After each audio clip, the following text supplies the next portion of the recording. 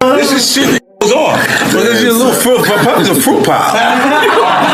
It's a fruit pop. To break me down, to build me up again. They like, Hov, we need you back so we could kill your ass again. You know, it's like this thing, this love. In the world of hip-hop, where loyalty, fame, and power constantly collide, few rivalries have burned as long and deep as the one between Jay-Z and 50 Cent. What started as subtle jabs and competitive tension has grown into years of quiet shade, public mockery, and behind-the-scenes power plays. But now, with Diddy's shocking downfall and a wave of legal battles reshaping the music industry, the spotlight has once again turned to this decades-old feud and the new revelations that have everyone talking. As the cameras zoom in on Jay-Z, 50 Cent and Diddy's interconnected pasts, one thing is becoming clear: nothing in this world happens by accident. The alliances, the betrayals, even the silence, all of it tells a story. For years, Jay-Z and 50 Cent have lived on opposite ends of the hip-hop empire. Jay-Z, the businessman, the mogul. I will let you tell it. No, you're no, I want you to tell it. You really are the best. You proving it here today. As much as I'm proving it, you proving it. You proving it. Yeah, that wasn't the thing. It wasn't. People say that he lost $50 million. No, that's not even close to what happened to this dude. And until you understand what happened to the dude, you don't understand what happened. Like, no, not they offered him 50 million and he turned it down. Who gonna turn down 50 million? Now, I've had to turn down $50 million 4 times. 4 times, just to protect my integrity and that virgin hole I was telling you about. Right. Because P. Diddy be wanting to party. And you gotta tell him no. You got to tell him no. I did. I did. See, I got the receipts for everything I'm telling you. That's why I can say them so freely. Can I need another one? You here, get your number. Thank you, sir. Thank you. The master strategist who turned rap into a billion-dollar legacy. And 50 Cent, the disruptor. The street general who built his empire on chaos, calling out corruption and hypocrisy in the game, but their paths were destined to cross, because both came up in the same ruthless industry. One run by powerful gatekeepers, people like Sean Diddy Combs. When Diddy's name began appearing in the headlines for sex trafficking, racketeering, and abuse, it didn't just shake his career, it threatened to expose everyone connected to him. And that's where the Jay-Z and 50 Cent dynamic got even more interesting. During Diddy's ongoing court case, witness testimonies painted a disturbing picture of the lifestyle behind the fame: private parties, secret deals, and a hidden culture that many insiders allegedly knew about, but never spoke on. As these stories made their way to the public, 50 Cent wasted no time. He posted cryptic captions, shared court documents, and launched a full social media assault, not only against Diddy, but indirectly at Jay-Z too. To him, silence was guilt, and if Jay-Z was really as close to Diddy as many believe, then the question became, what did he know? Jay-Z, of course, played it cool. He's built his entire brand on quiet control. He doesn't react. He maneuvers. When 50 Cent threw shots, Jay never responded directly. He didn't have to. His empire speaks for itself. Rock Nation, title, billion-dollar partnerships, and one of the most carefully protected public images in... You're saying that you knew someone that went through Jimmy Hitchman proffer agreement for a drug case. And the proffer agreement revealed that Jimmy Hitchman, he could have walked away if he would have given up Diddy. What you mean by that? Well, what happened is that they had 9 different sessions with Jimmy Hitchman regarding his proffer agreement. So that means the feds went in there 9 different times to talk to him. And in those sessions, they asked him, what do you know about Sean Puffy Combs or Sean Diddy Combs? I don't think it was Puffy at that time. It wasn't Diddy at the time. But what do you know about Sean John Puffy Combs having sex with underage boys? And you got to realize, and people never think about this, that Jimmy and his brother, I think they had the same charges. But his brother walked away from that, and Jimmy gets life without the possibility of parole, I think. Which is crazy. for any drug charge. Nobody should spend their life in jail for drug charges and just drug charges. But I think they try to tie him to some murders or something like that. I don't know that to be for sure, but he shouldn't spend his life in jail for no drug charges. Not at all. So, but they was going to let him walk. If he'd have probably had to, for that proffer agreement, they probably would have let him walk. If he had any information regarding Puff having sex with underage boys, that the feds asked him in 2011. In 2011, brother. So what did the feds know? Because the feds not coming there unless somebody made a report or somebody made some allegations against Puff in 2011 to ask a friend of his, Jimmy Henchman, what do you know about that? But for them to ask him about that, it had to be more than a rumor. Somebody made a complaint somewhere. And the feds got hold to that complaint. Now they're going to investigate that complaint when they get people under the barrel, like they had Jimmy Henchman. That's why they asked him. If he did know information, right, why you think he didn't tell?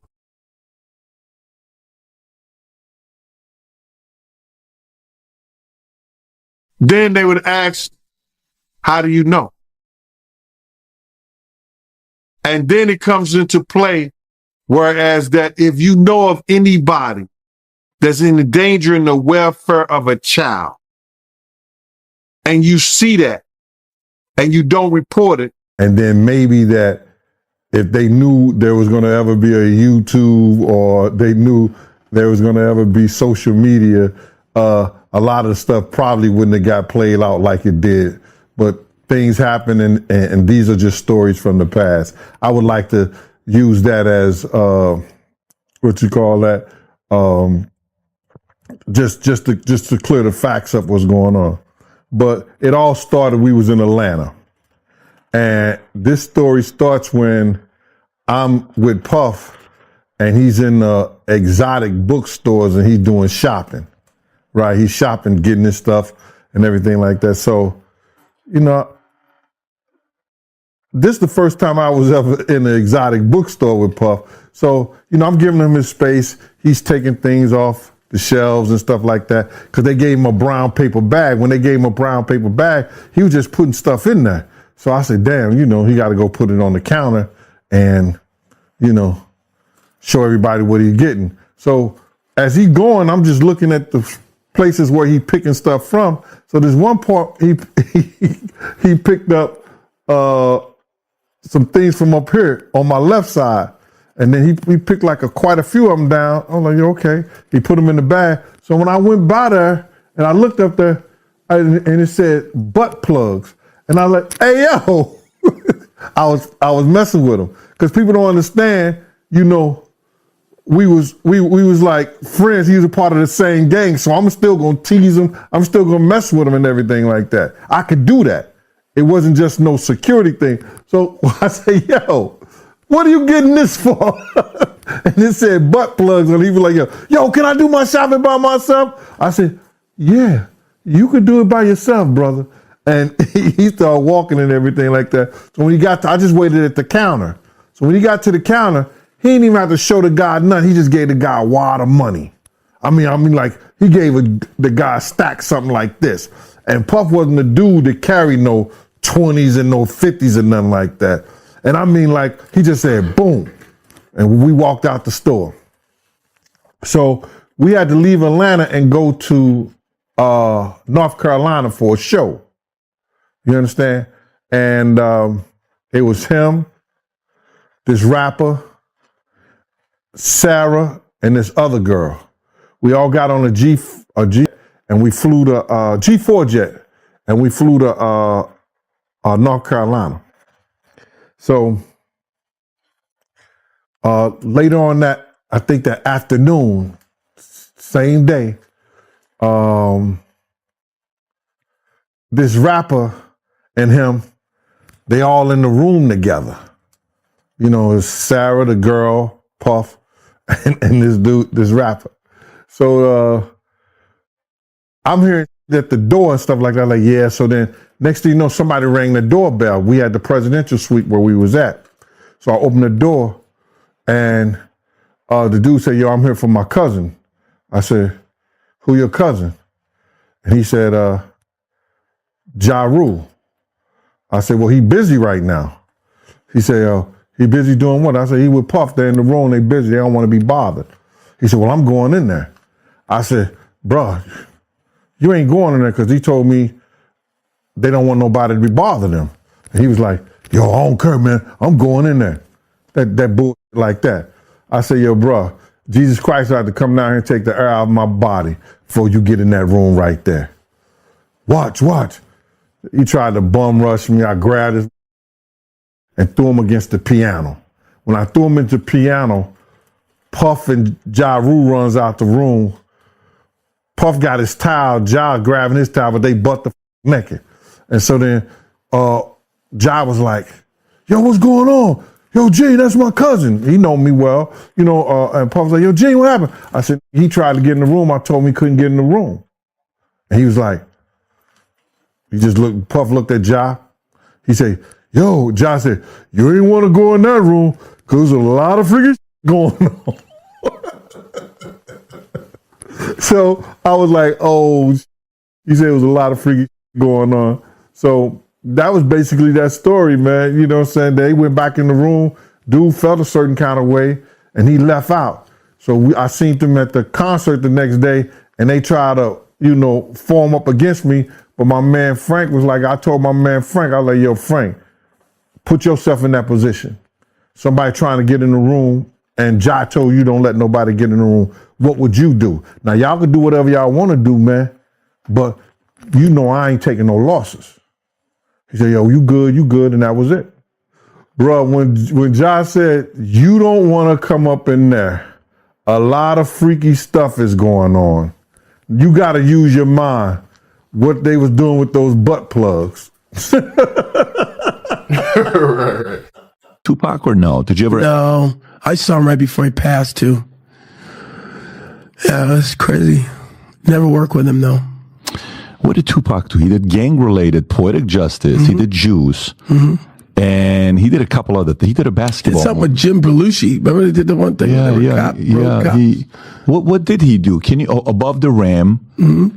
Poetic Justice with Janet Jackson, which I thought it was great. Yeah, Bullet, I think is. Oh yeah, gang-related album soundtrack was actually good. I don't know if you've listened to the gang-related soundtrack. Was not in a minute. Not in a minute. Yeah, it was a really, really good soundtrack. Yeah.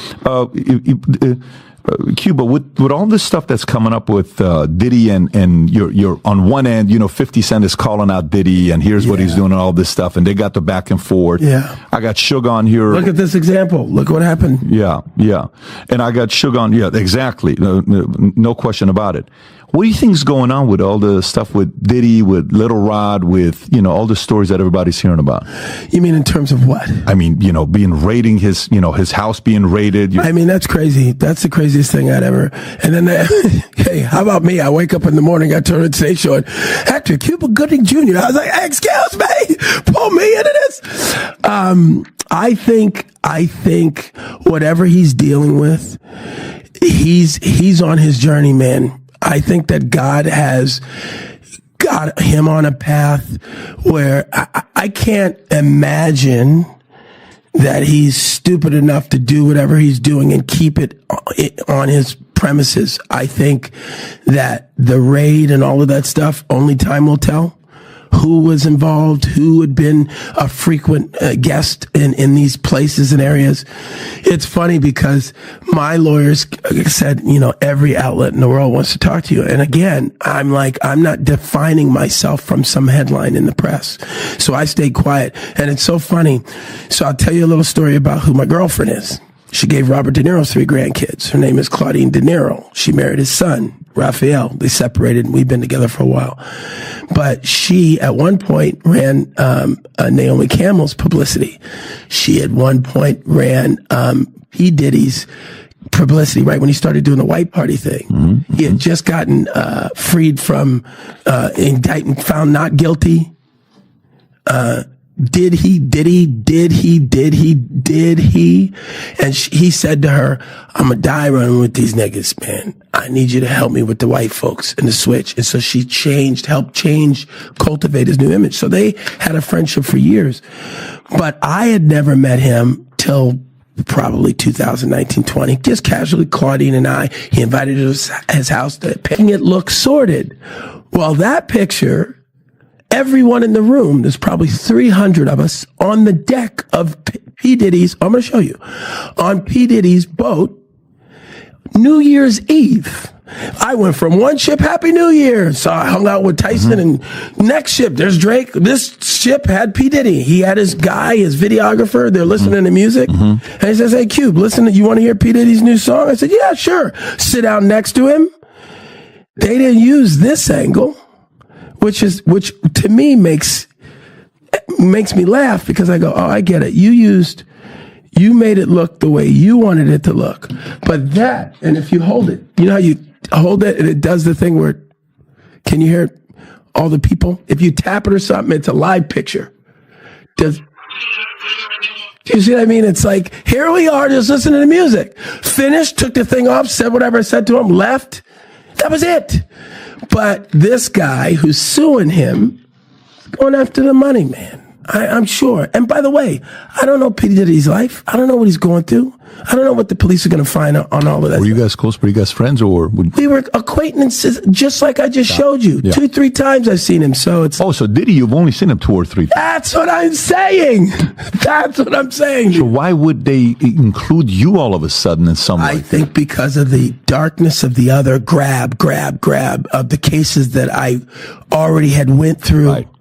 A lot of that stuff is 18 though, 19, right? Those are from 5-6 years ago. That's cases. Right. Yeah. That's right. And that was that at the peak of the Me Too movement, or was that pre-Me Too movement? That's right. Is Me that's Too right movement, when it kicked off. Yeah, right. That was crazy. Yeah. So it's going to be interesting to see what happens with Diddy. Oh, 100%. Yeah. 100%. But I did not know that you guys only hung out 2 or 3 times. That's it, man. And 50 was with you for your 56th birthday. I think you guys were hanging out together in Miami. Yeah, because we were in St. Bart's on that boat. But then in Miami, which is where I run around now, of course, I ran into 50, and he was promoting his champagne. I've seen Drake 100 times around town. He loves Miami.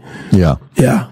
50. I'm big with the rappers. How do you feel about 50? How's 50 like? It's so funny. I got a call from 50 who reached out to me and said, we got to uplift our black entertainers and let's work together. And I said, great. So we'll see, I try not to voice any of my opinion when it comes to the rap songs, because just like everybody else, I'm into that music, man. Are you following the Lamar and Drake thing? No, I just heard about that. Yeah, got it. I mean, that's like a whole. Somebody just got shot today outside of Drake's house. I heard. Did you see that? I heard. So, I mean, it's like drive-by shooting in a gated community. I mean, that sounds a little crazy. Yeah, Drake's security guard seriously injured in shooting at Toronto's mansion. Guard was shot inside Drake's home and had injuries, while the assailant fled in a vehicle. Yeah, I say to them, just like I said to Tupac when I saw him in the lobby of that hotel in Chicago. He said, hey, man, help me, man. Give me some advice. I said, hey, man, just remember your artistry first. I know you're getting caught up with all this madness, but you're an artist now. He said, thanks, Cube. He hugged me and he went off. And how old was he at the time? Well, 2-3 weeks later, he was gone. Oh, no shit. I saw him, and here's the second time I saw Tupac. This is a true story. Now, I don't like the conspiracy things. But that day, he was in a convertible, like Rolls Royce. He was at the stop site, and I was on a hockey tournament, so I was in Vegas as well, playing hockey, and Tyson had his fight. And I jumped out of the car, and I ran up to his car. Pac, it's Cube! And all 3 cars, all these cars, boom, boom, boom, boom, with the guns. Get out. No, that's Cube good, man. Hey, that's Cube good. And I go, oh, sorry, man. He goes, you good? I go, I'm good. I'm sorry, guys. Got in the car. So that happens that day when the sun's out, and at night they get shot and there's no cops around. That's a true story. I was involved in that. So in the morning, few hours later, he's gone. Yeah. Yes. And so where were all of those undercover cops that pulled the guns on me when I tried to approach him sitting in his car convertible? What are you saying? I'm just saying it's weird that they were going to blow me away, and I'm Academy Award winner. That's all I'm saying. Yeah, because that's 96. So Yeah. at 96, you're like everywhere. I'm the man. Yeah, you're the man in They're like, 96. we don't care. Get away. Back up. That's crazy. Yeah. By the way, what did he pay you for Jerry Maguire? I forgot to ask you earlier. Was that your big payday? No, yeah, at that point, $600,000. What's the biggest you made for a movie? Oh, Snow Dogs. You know, I can't talk hell about Snow Dogs. Whoa, that was a good year. Well, that's a 1-2 hit, baby. 13 million total that year. Wow. I made a lot Get of money. out of here. Yeah. Good for you. You know that money's gone. Good. I already spent that money. Really? Yeah, $13 million. I understand. Yeah. I'm assuming you made some good investments. I made some investments, yeah, but yeah, that money. Hey. Gotta be poor than be Diddy rich. Can you elaborate on that? Bruh, I told this to this one guy the other day. I'd rather have a slow nickel than a fast dollar any day. My slow nickel put bread on my table. My slow nickel pays my mortgage. My slow nickel brings me home to my family. My slow nickel builds a community. We see what the fast dollar does. Being Diddy rich takes a guy that once name was Puffy, that after every tragedy he had in his life, he had to change his name. Puffy, Puff Daddy, Diddy, Brother Love, Love. Puffy, from the DC tragedy, went to when those kids was trampled over. I think 1 or 2 kids died at a function in DC that he gave. Puffy. City College. Puff Daddy. Biggie. Becomes named to Diddy. And now the allegations with Cassie and everything, he went from brother love to love. Being Diddy rich have you thinking you something that you're not. That you greater than what you're supposed to be and the people around you. When I say I'd rather be my poor with my peace of mind, with my own thoughts, my own community, my own love, with my family, than to be so rich that I'm thinking I'm something that I'm not. That's what they do, bro. Look how many times, what was that? You ever go to a club, it's a big shootout, and it was the Mirage, and then you come back 2 weeks later, now it's the Zone. They changed their name. Look, Jay-Z and them was putting it together. Mm-hmm. So I think they still harbor some energy towards me. You think you were purposely left out of the ad? No. Oh, okay. I don't think. I think that they were saying the NFL had some issues with me that I don't know what those issues are. Like, what is the issue? You see what I'm saying? Like, and I with M, because like with Nori he had communication. He said, yeah, I talked to the big homie. You saying to Jay, he was telling me, the white boy wouldn't do the truth without 50. I hit the homie, the big homie Jay-Z, right? And I told him to come pull up on me. And he pulled up on me and he said, right? And I'm like, that's when I start saying crazy stuff, because I look and I go, oh, that's your big homie, right? And so he imaged himself after a gay painter. The big homie want to look like a gay painter. What are we talking about here? We're talking about Basquiat. He wants to look like a gay painter.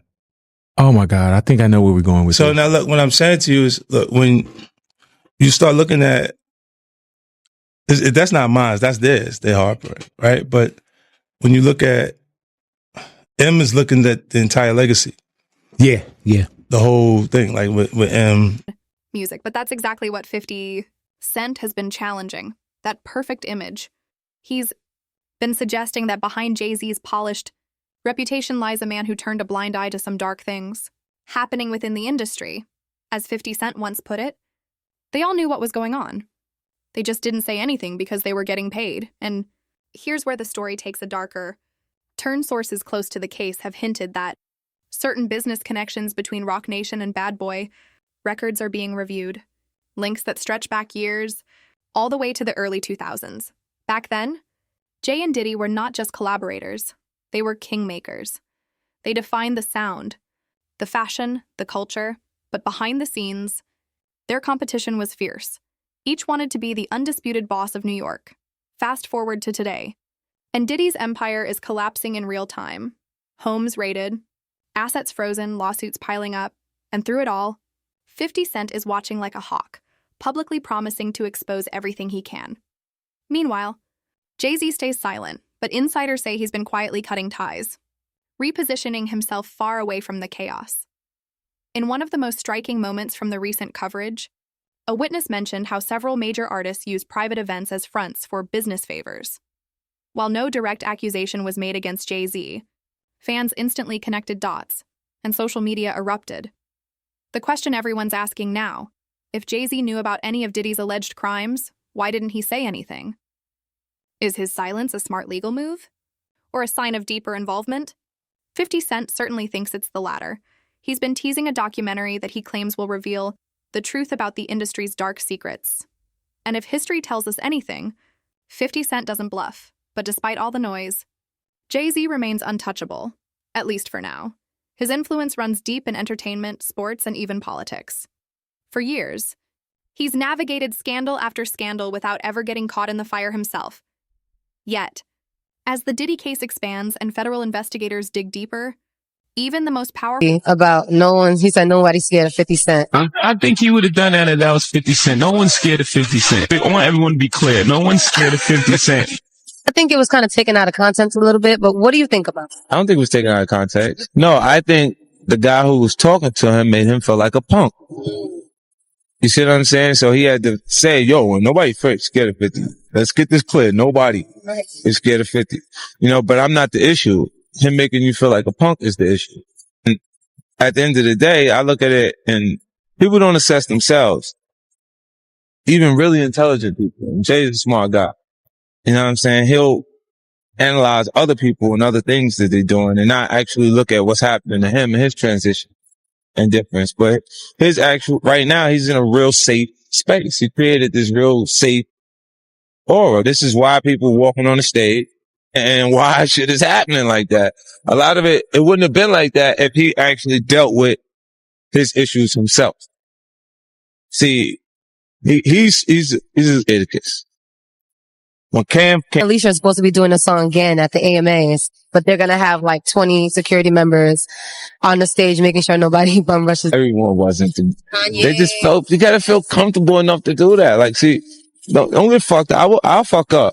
You do some shit like that and I'll fuck up. Let me go on record with that shit. Cause I ain't really with all that dumb shit. I think everybody already know that. And they know, like, they already know. If you gonna walk up there, no matter how hot your record is, she'd enjoyed that shit from the seat, like everybody else. Like, yo, yeah, you wouldn't have walked up there. You know, fucking better. Like, it's not that comfortable when I'm around. You know, I'm coming with something that can make the response right away if they do something crazy. Right?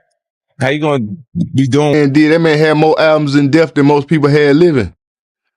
So at the end of the day, that man had a transitional time of coming out a revolutionary rapper, turning into a movie star, a certified movie star, then coming back and dropping Me Against the World, and then coming back and dropping the double album. Man, come on, man. Go on. Half the people y'all say number one took songs from him to make them popular after he was gone. So at the end of the day, look, man, when half your raps were another man raps, then hey, man, it's great that you could take it and use it, but at the same time, it's like you gotta look at Biggie, Pop, and all that as the top 5 because they set the standards. You got 2 dead superstars that you can sit back and listen to their music, look at what they doing, how they doing it to formulate your own. They didn't have nobody to look at. They were the original copies. So right now, I'm looking at it like, yeah, you know, New York is built on who can rap the best. Okay. Well, if Big would have lived, would Jay still be the best? See, that's what I'm saying. Now, you can look at any of the podcasts from New York and they'll say, hey, bro, Big hands down. They say, first of all, tell me what Jay-Z album was better than Life After Death. None. Okay. Tell me a Jay-Z album that was better than goddamn When Pac Came Home. All Eyes on Me. Me Against the World was a classic. 2. And could stand up against a lot of albums. 2. When he went to jail. And when he went to jail, that's when he dropped Me Against the World and was killing the streets. So I'm like, bro, I was there. I lived through that shit. And you had to have a lot of things happen for you, and a lot of people had to get on your team to push you up here. When these guys made that kind of noise without them people being like that. Like, I can't take this, and this is what I'm saying. I'm like, I cannot take that man genius away from him. He is one of the best technical and baddest rappers from New York that has ever come from New York. True. But that's by New York standards. You know what I mean? Out here on the West Coast, they love Eazy-E and Cube. In Texas, they love The Face, the Ghetto Boys. In the South, they love who they love. My thing with hip hop is just stop all this who the best. It ain't nobody the best. You just... In the end, the feud between Jay-Z and 50 Cent goes far beyond 2 artists battling for dominance. It embodies the deeper struggles and contradictions that define the hip-hop industry itself. Their conflict highlights the ongoing tension between success and authenticity, where chasing greatness can sometimes mean compromising the very values that built the culture. As their rivalry continues to unfold under the unblinking eye of the public, one thing remains certain: this isn't just another celebrity spat, it's a defining chapter in hip-hop history. And the genre will never be quite the same again.